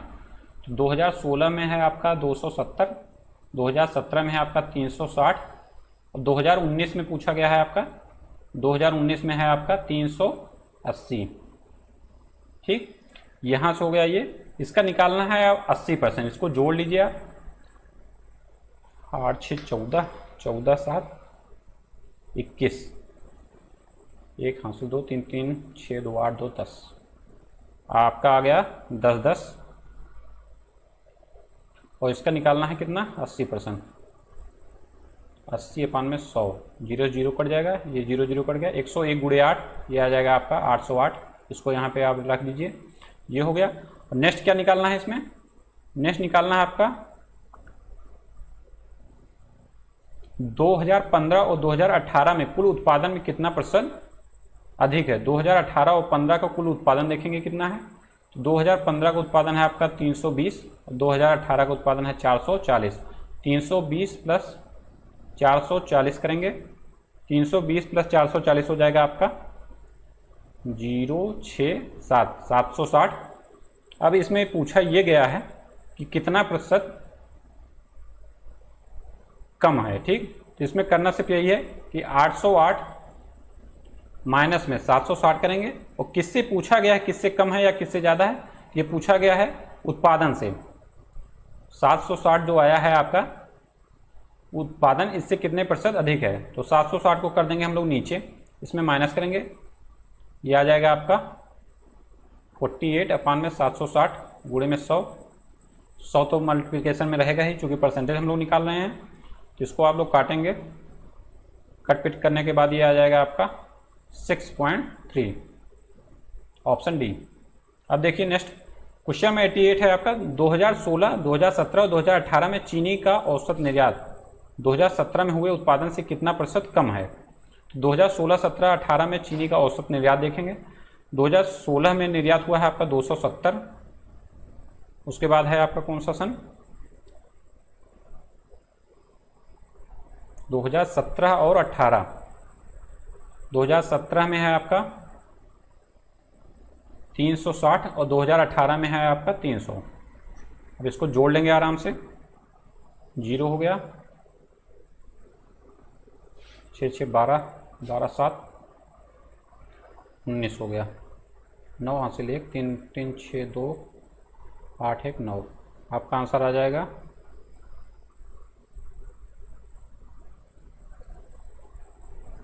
कौन कौन सा सन है? 2016, 17 और 18 में चीनी का औसत निर्यात। 2016, 17 और 18 में ये है आपका 300, तो ये आ जाएगा आपका 0 7 6 13 आ जाएगा ये 3 3 3 6 2 8 1 9, 930 आ जाएगा इसका औसत निर्यात। 903 में आप क्या कर देंगे? 3 से भाग देंगे, तब आएगा आपका औसत। औसत करने के लिए आपको क्या करना पड़ता है? योगफल अपान में जितने संख्या से आप ऐड करते हैं उसी संख्या से भाग दे देंगे 3 से या 4 से। जितना आप ऐड करेंगे उतनी ही संख्या से आपको डिवाइड करना पड़ेगा। इसको भाग देंगे, आपका 3 3 9 3 1 310 आ जाएगा। ठीक, अब इसमें क्या करना है आपको? 2017 में हुए उत्पादन से कितने प्रतिशत कम है? 2017 में उत्पादन 2017 में है आपको उत्पादन 400, तो 400 से कितने प्रतिशत कम है? तो आपको करना सिर्फ यही है, सिंपल से 310 आया है इसका औसत, तो आप करिए इसमें 400 में से निकालना है, तो 400 माइनस में 310 अपान में जिससे बोला जाए वो आ जाएगा आपके अपान में बटे 100। तो 400 में से 310 गया, आपका आ गया 90, 90 अपान में 400 गुणे में 100, 100 कट गया इससे, बचा 4 अपान 90 अपान में 4, उसको काटेंगे 4 दूना 8, 1 बचा 10 हो गया, 10 हो गया, 4 दूना 8, फिर 2 बच गया, पॉइंट लगाया 22.5। इसका सही आंसर है आपका ऑप्शन ए 22.5। क्वेश्चन में 89 आपका 2014 से 2019 तक चीनी का औसत निर्यात कितना है? अब इसमें सिंपल से आपको क्या करना है? चीनी का औसत निर्यात निकालना है 2014 से लेकर 19 तक। अब इसमें सिर्फ करना आपको यही है, जोड़ देना है सभी को और उतनी संख्या से भाग दे देना है। तो 200 प्लस में उसके बाद 220, उसके बाद है आपका 270, उसके बाद है आपका 360, उसके बाद है आपका 300, उसके बाद है आपका 380। थोड़ा सा दिक्कत हो रही है, जगह कम है रफ करने की, लेकिन आप लोग आराम से पेन कॉपी लेके बैठिए, आराम से करिए। पूरा 0 हो गया, 0 इधर हो गया, उसके बाद है आपका 8 8 6 14, 14 7 21, 21 2 23, 23 का हो गया 3 हासिल हो गया 2, 3 3 6 3 9 11 13 2 15 2 17, क्या आ गया आपका 1730। अब कितनी संख्या है? 1 2 3 4 5 और 6, तो 6 से भाग दे दीजिए 1730 को। 6 से भाग देंगे, आपका 6 दूना 12 गया, 6 दूना 12, 5 बच गया 53 हो गया, 6 थे 48 हो गया आपका, 48 हो गया, और इसमें बचा फिर 5 और फिर 6 थे 48 हो गया, बचा 2, पॉइंट लगाएंगे 0 हो जाएगा, 6 थे 288.3, 288.3। किस में आंसर है? ये ऑप्शन सी। इतना करीबी आंसर है, आपको जब पूरा कैलकुलेशन करेंगे तभी आंसर निकाल सकते हैं। क्वेश्चन नंबर 19 है आपका वर्ष 2015, 2016 और 2018 चीनी का औसत उत्पादन तथा 2016 से 19 तक चीनी का औसत निर्यात से अनुपात ज्ञात कीजिए। तो इसमें सिर्फ आपको सिंपल क्या करना है कि पूरा जोड़ देना है 2015, 16 और 18 का चीनी का औसत उत्पादन को जब आप जोड़ेंगे तो इसमें आप देखेंगे मैप के साथ 320 प्लस में 380 प्लस में है आपका 440, इसको जोड़ेंगे तो आएगा आपका 1140, इसमें 3 से भाग देंगे आ जाएगा आपका 380। नेक्स्ट पूछा गया है आपका 2016 से 2019 तक चीनी का औसत निर्यात से अनुपात ज्ञात कीजिए। तो 2016 और 17 से पूरा मिला के 2019 तक 4 वर्षों का जो है वो औसत निर्यात आप निकालेंगे, वो आपका निकालेगा क्या?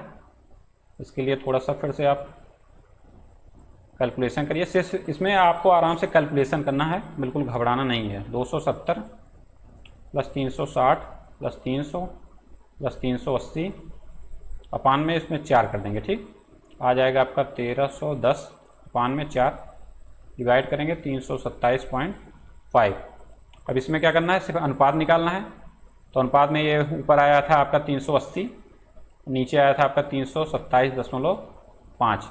अब इसको आप सॉल्व करेंगे, ये आ जाएगा आपका आंसर 152 अनुपात में 131।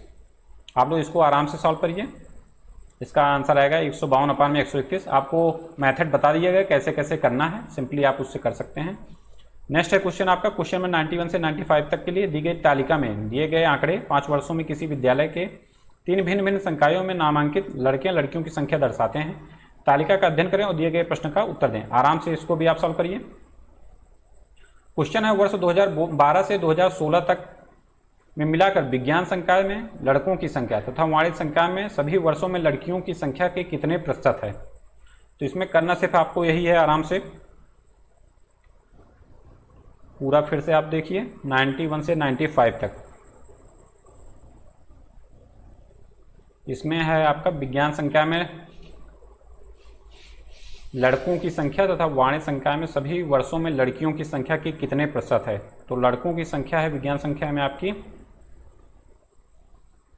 40 + 38, कुल है आपका 78।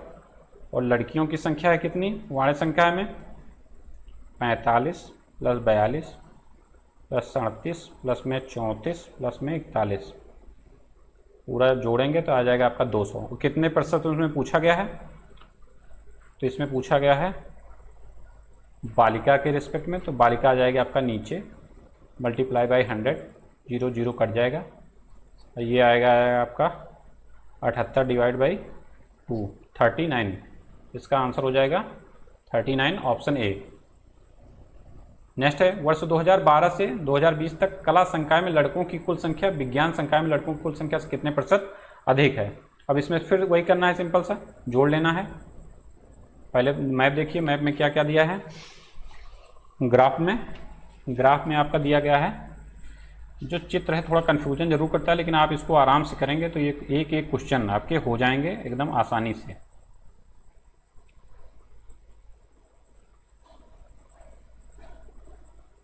इसको आप आराम से जोड़िए। 48 प्लस में 42 प्लस में 45 प्लस में 39 प्लस में है आपका 36, ये पूरा मिला हो जाएगा आपका 210। उसके बाद 2012 से 2020 तक विज्ञान संकाय में लड़कों का देख लेते हैं कितना है। तो ये है आपका 40 प्लस में 42 प्लस में 38 प्लस में 41 प्लस में 39, ऐड करेंगे आ जाएगा आपका 200। उसके बाद इसमें पूछा है कितने प्रतिशत अधिक है, तो ये है आपका 210, ये है आपका 200। तो 210 माइनस में कर देंगे 200 अपान में 200 मल्टीप्लाई बाई 100, तो आ जाएगा ये 10 अपान में 200 गुणे में 100, ये यहाँ से यहाँ कट ही जाएगा, तो बचेगा 10 अपान में 2 आ जाएगा आपका 5। तो इसका आंसर हो जाएगा 5%। Option D is the right answer. अब देखिए अगला क्वेश्चन क्या है। 5 वर्षों में वाणिज्य संकाय में लड़कों की औसत संख्या और 5 वर्षों में कला संकाय में लड़कियों की औसत संख्या के बीच में अंतर ज्ञात कीजिए। एकदम आसानी से इसको करना है। लड़कों की संख्या को जोड़ लेना है, औसत निकाल लेना है, लड़कियों की संख्या को जोड़ लेना है, औसत निकाल लेना है। तो लड़कों की संख्या को हम लोग जोड़ेंगे, क्या आएगा आप 35 32, उसके बाद है आपका 36, उसके बाद 28, उसके बाद है आपका 39। इसको जोड़ेंगे आपका आ जाएगा 0 इन 70, 170। 170 में औसत निकालना है, डिवाइड करेंगे कितने से 5 से, क्योंकि 5 संख्या में है। 1 2 3 4 5 ईयर है, तो 5 से डिवाइड करेंगे, 5 से डिवाइड करेंगे आ जाएगा इसका आंसर 34। अब देखिए इसमें लड़कियों का औसत निकाल लेते हैं। लड़कियों का औसत निकालने के लिए आप जाएंगे यहाँ पे, यहाँ लिख लेते हैं 36 प्लस 43 प्लस हो गया आपका 42, उसके बाद है आपका 46 प्लस है 43। अब इसको ऐड करेंगे, ये आ जाएगा 210। इसमें औसत निकालने के लिए इसमें भाग देंगे, 5 से भाग दे देंगे, आंसर आ जाएगा वो 43। और इसमें अनुपात निकालना है कि अनुपात नहीं, सॉरी क्या निकालना है, इसमें अंतर निकालना है। अंतर निकालना है तो इसमें माइनस करेंगे आप 43 माइनस में 34, 43 माइनस में 34,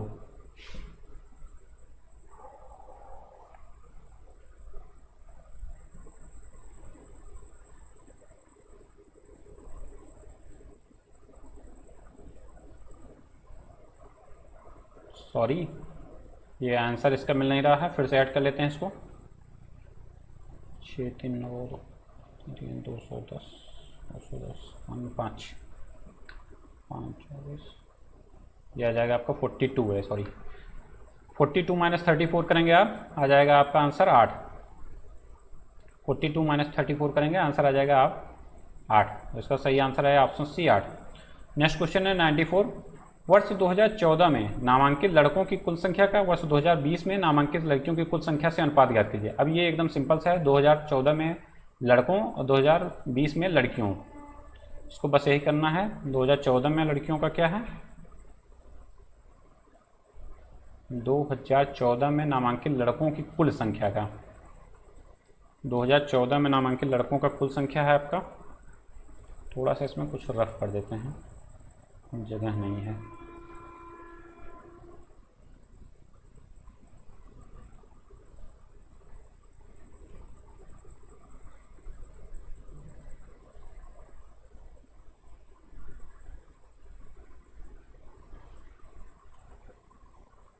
अब देखिए इसमें क्वेश्चन में क्या करना है, ये है आपका 2014 में नामांकित लड़कों का कुल संख्या, यह है आपका 42 प्लस 42 प्लस में 36, उसको ऐड करेंगे, ये आ जाएगा आपका 116।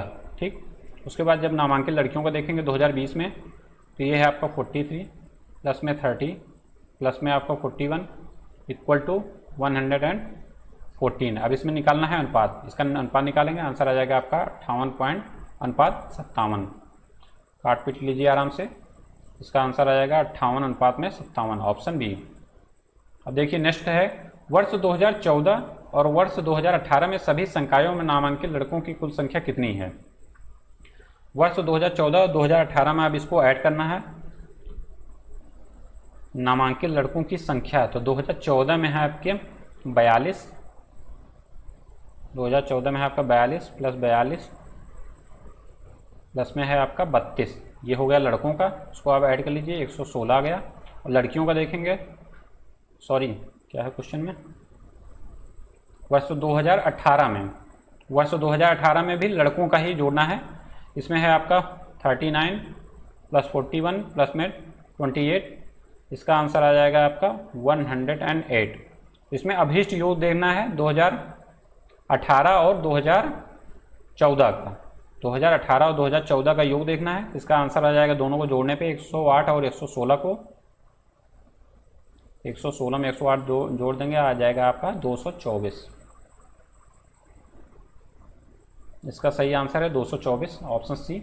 थोड़ा दिक्कत हो रही है पीडीएफ पे सॉल्व करने में, लेकिन आप लोग आराम से इसको सॉल्व कर सकते हैं। आप लोगों को पूरा सोल्यूशन बता दिया गया है कैसे कैसे करना है।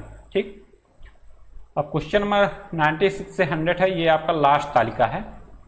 निम्नलिखित तालिका में 2010 से 2013 की अवधि के दौरान एक उपभोक्ता वस्तु डीलर के 4 डिवीजनों द्वारा बेची गई वस्तुओं को निरूपित किया गया है। तालिका का अध्ययन करें और निम्न का उत्तर दीजिए। आसानी से आप इसका आंसर कर सकते हैं। किस डिवीजन में 2011 से 2013 के संयुक्त बिक्री आंकड़े सबसे कम हैं?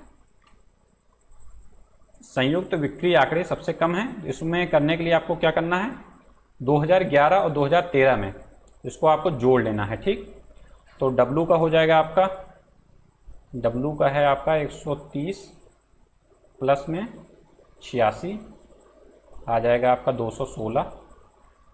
उसके बाद X का देखना है, X का है आपका 134 प्लस में 112, ये आ जाएगा आपका जोड़ने पे 246 आ गया। W हो गया, X हो गया। उसके बाद Y का देख लेते हैं। Y का है आपका 114, उसके बाद है आपका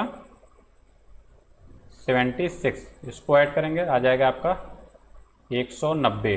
ठीक, उसके बाद है आपका Z का भी जोड़ लेते हैं। ये है आपका 108 प्लस में 80, ये जोड़ने पे आ गया आपका 188। इसमें पूछा गया है सबसे कम कौन सा है, तो सबसे कम इसमें हो जाएगा आपका Z का, ऑप्शन सी। ठीक, अब नेक्स्ट क्वेश्चन है आपका क्वेश्चन नंबर 97। वर्ष 2011 के दौरान किसी डिवीजन का प्रदर्शन अपेक्षाकृत बेहतर था? किस डिवीजन का अपेक्षाकृत सबसे बेहतर है? इसको करने के लिए आप लोग करेंगे क्या, इसमें निकालना है आपको परसेंटेज। ठीक है, प्रीवियस ईयर से कि किसका परसेंटेज मतलब सबसे अच्छा है, बढ़िया है।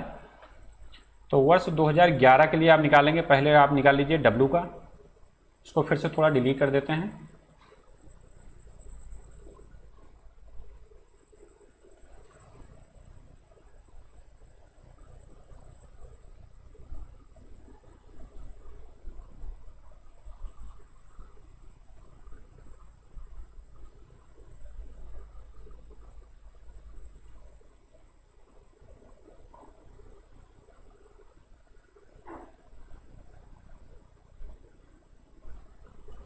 अब देखिए, अब इसमें परसेंटेज निकालना है। पहले निकालेंगे हम लोग डब्लू का, तो डब्लू का निकालेंगे 130 माइनस में 100 कर देंगे, अपान में 100 कर देंगे, मल्टीप्लाई बाय 100 कर देंगे।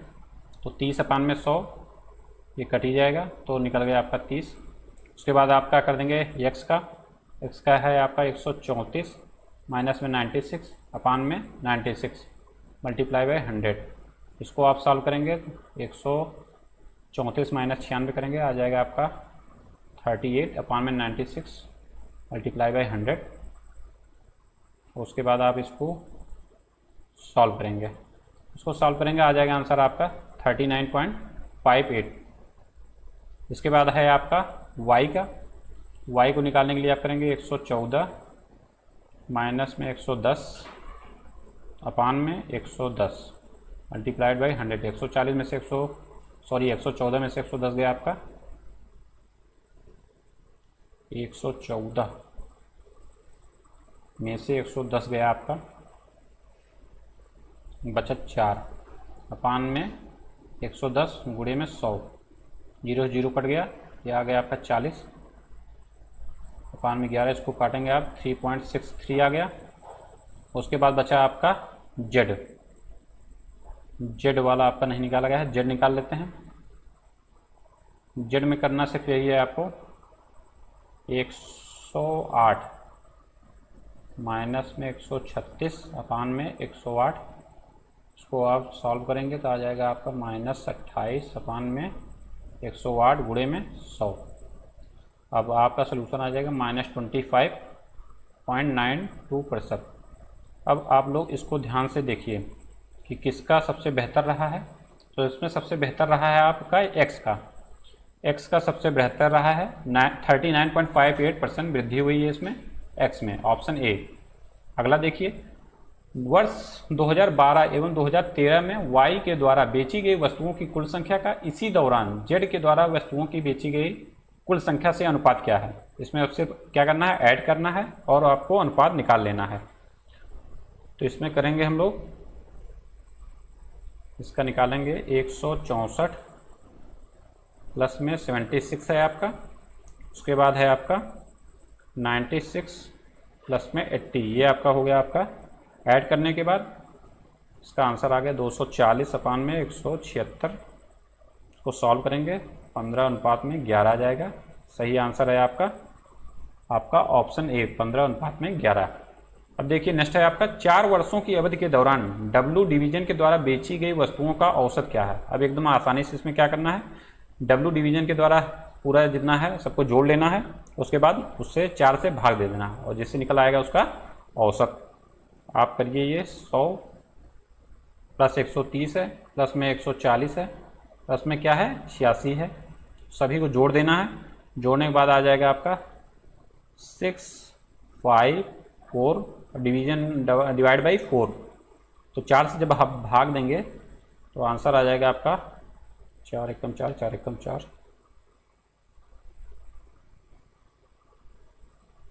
114। ठीक, तो इसका सही आंसर हो जाएगा आपका ऑप्शन सी 114। और लास्ट क्वेश्चन है, वर्ष 2012 में डिवीजन जेड के द्वारा बेची गई वस्तुओं की संख्या है। वर्ष 2013 में डिवीजन वाई के द्वारा बेची गई वस्तुओं की संख्या में क्या अंतर है। अब इसमें सिर्फ करना यही है, जेड के द्वारा कितनी बेची गई, जेड के द्वारा बेची गई आपकी 96 और वाई के द्वारा कितनी बेची गई, वाई के द्वारा बेची गई आपकी 76। आपको बस आराम से देखना है, बस गुणा भाग जोड़ घटाना करना है, एकदम आराम से कर सकते हैं। अब इसमें पूछा गया है अभीष्ट अंतर, तो 96 में से 76 घटा देंगे, आ जाएगा आपका आंसर 20। तो इसका सही आंसर हो जाएगा ऑप्शन बी 20। इसी तरह आप लोग भी एकदम आराम से घबराना नहीं है बिल्कुल, एग्जाम में पर्याप्त आपके पास समय रहता है, आसानी से बेसिक से जाकर सभी क्वेश्चन को सॉल्व कर सकते हैं और अच्छा नंबर आप लोग गेन करेंगे पेट के एग्जाम में। इसी तरह हमारे साथ प्रैक्टिस में बने रहिए। मिलते हैं नेक्स्ट प्रैक्टिस सेट में। Thank you so much.